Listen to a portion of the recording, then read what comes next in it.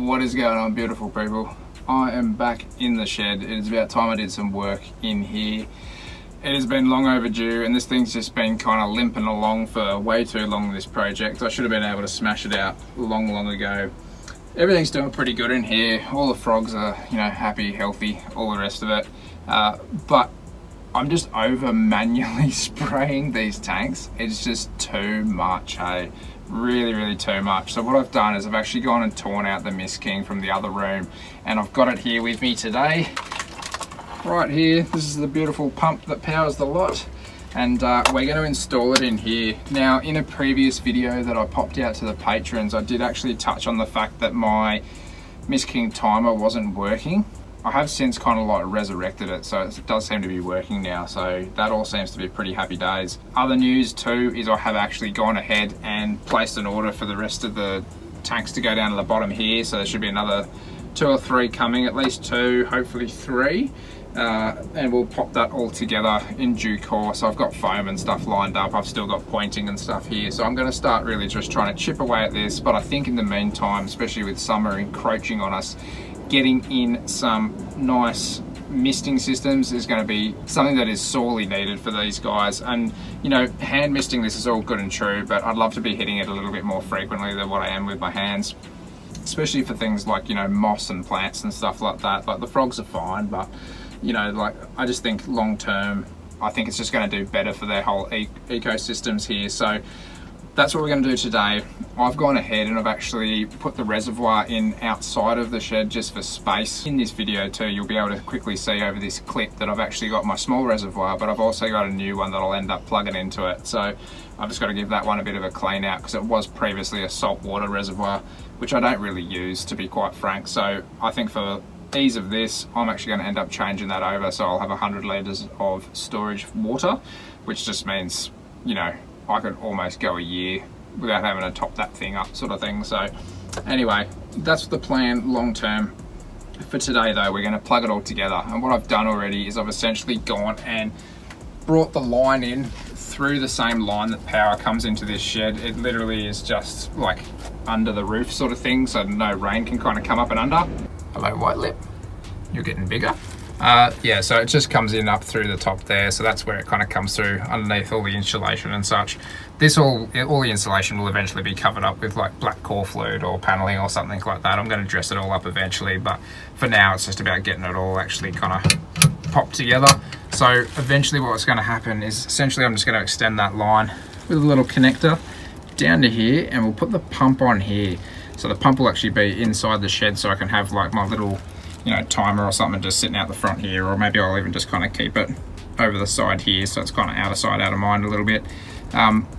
But then from there, I'm going to run hoses down here.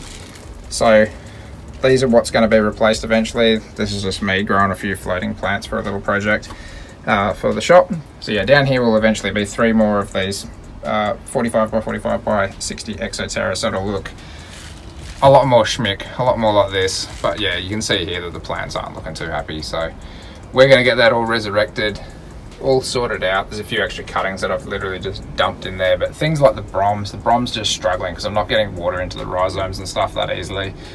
So that's what I want to do, and then I might even go out to the little greenhouse that I got outside and pick and choose a few other little plants, and maybe we'll add a few other little cuttings and bits and pieces into these as well. But yeah, I need to try to keep this like Java moss and stuff alive. It's okay for a while, and then I forget for a few days to a week or something like that. Maybe not a week, but like 3 days, 4 days. And then all of a sudden, it kind of just dries out a bit too much for my liking. So yeah, anyway, that's what we're going to do today. You can see, got a little dainty up on the back there. Another little dainty on the glass here. All the frogs are getting on. So yeah, it should be a really simple project. It's literally just going to be hooking up hoses, really.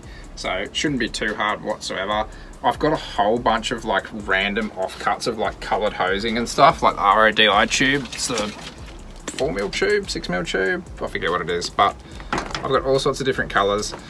I've got a bit of black too, but I'm not really like fussy about that because it's all going to be hidden at some stage. So, you're not going to see it. It's not going to be in your face. So I don't really care what colour it is for now, as long as it's working and spraying the frogs. That's the main dealio.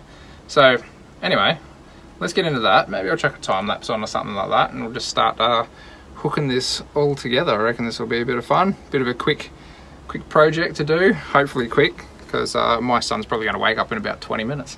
So yeah, let's crack on.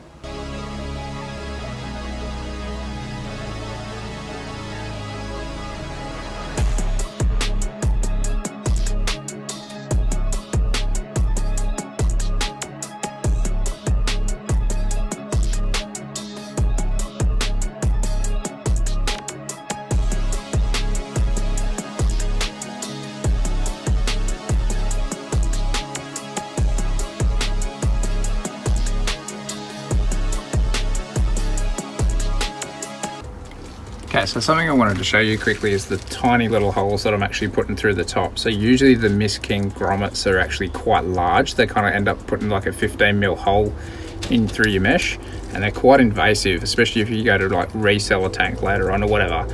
Obviously no hole's good, but at the same time at least it's a small little hole, so it's not like huge. So I'm basically just using enough just to get that through, and just making sure that there's no kind of like sharp burrs or anything on the inside. So just making sure that anything sharp's kind of on the actual outside, just in case, you know, anything decides to clip it.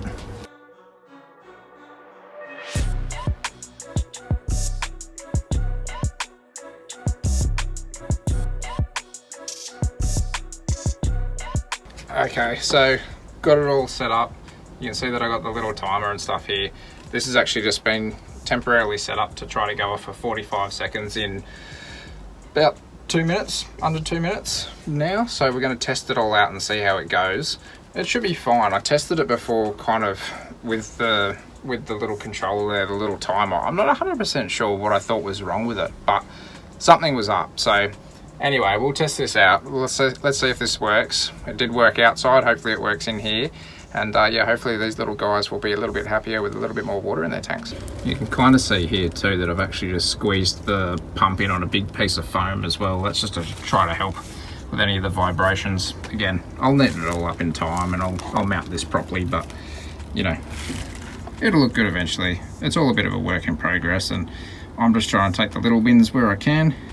Hopefully in 8 seconds, less than, this will all start going off. Let's see.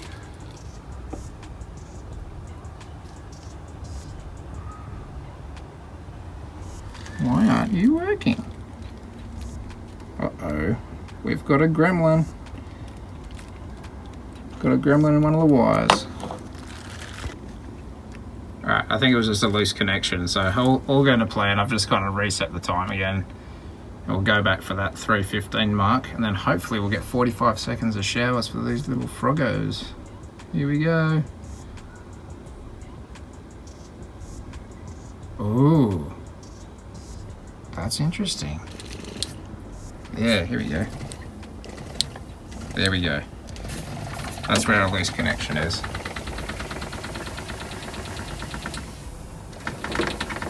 Yeah, that needs tightening up. Okay. Let me be back once I fix out this little wiring dilemma. You can hear it.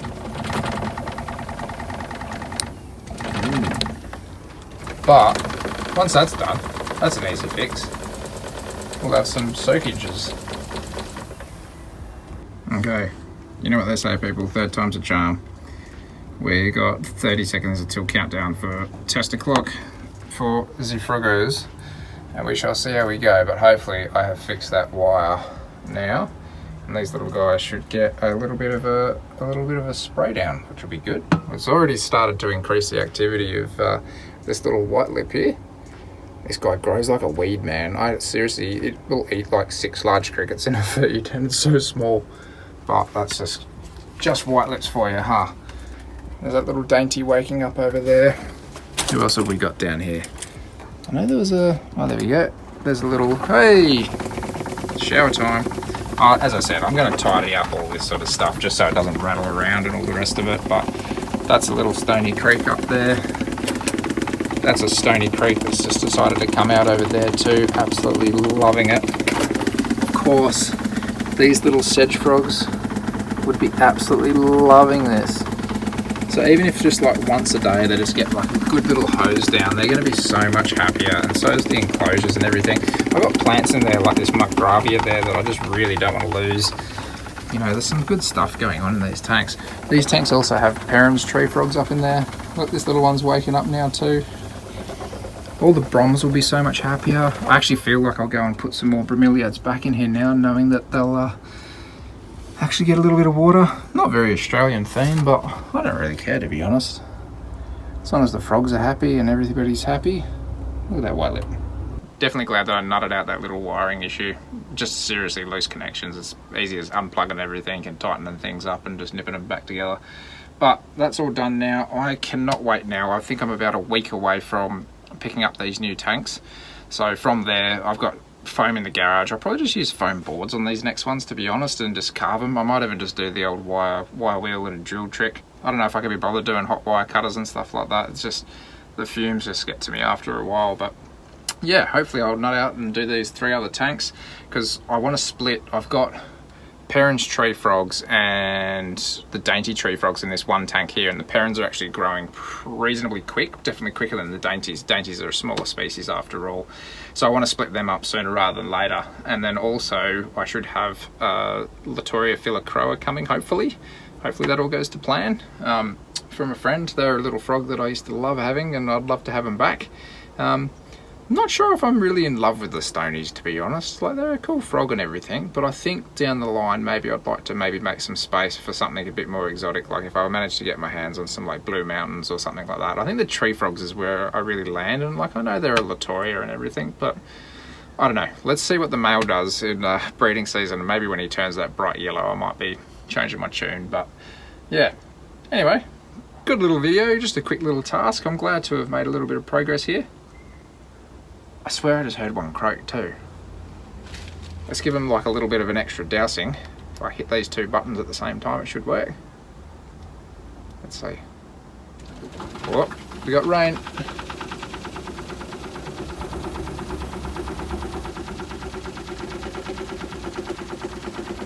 Little bit of extra love. Bit of rattly love at the moment, but we'll be right.